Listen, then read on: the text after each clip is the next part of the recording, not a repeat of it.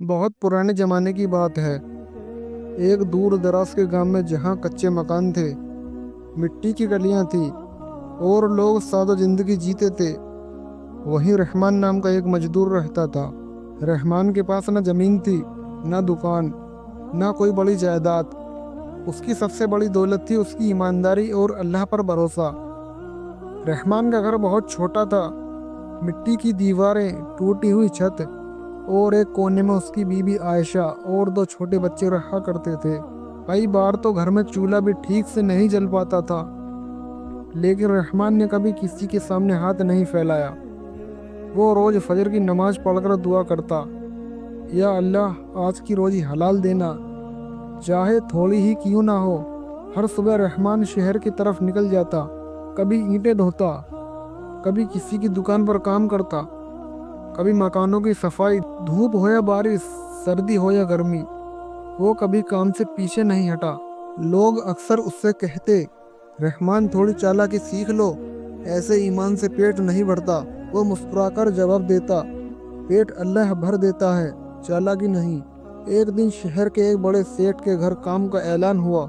मजदूरी अच्छी थी मगर काम मुश्किल। कई लोग डर गए मगर रहमान ने हामी भर दी। सेठ का घर बहुत बड़ा था, संगे मरमर के फर्श, भारी पर्दे, चमकते बर्तन। रहमान को घर की सफाई और पुराने स्टोर रूम को ठीक करने का काम मिल गया। वो पूरे ध्यान और ईमानदारी से काम करने लगा। किसी चीज को हाथ लगाने से पहले कहता, या अल्लाह मुझे फिसलने से बचा लेना।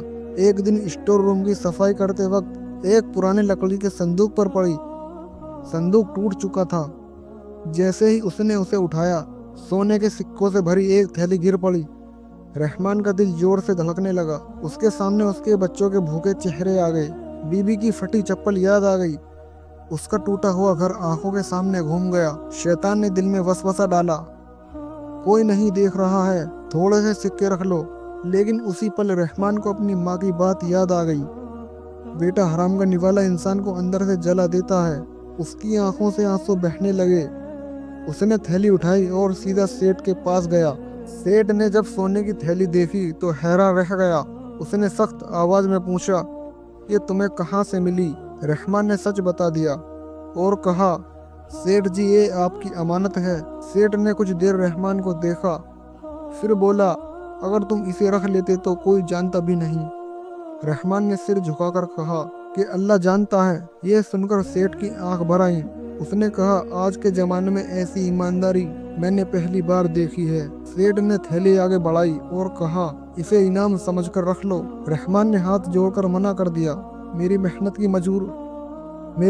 की मजदूरी दीजिए, मगर हराम का बोझ मत दीजिए। सेठ इतना मुतासिर हुआ कि उसने रहमान को अपने यहाँ हमेशा के लिए नौकरी दे दी, तनख्वाह बढ़ा दी, रहमान के लिए छोटा सा घर भी दिला दिया। साल गुजरते गए, रहमान की हालत सुधरने लगी, उसके बच्चे पढ़ने लगे, बीबी की आंखों में सुकून आ गया।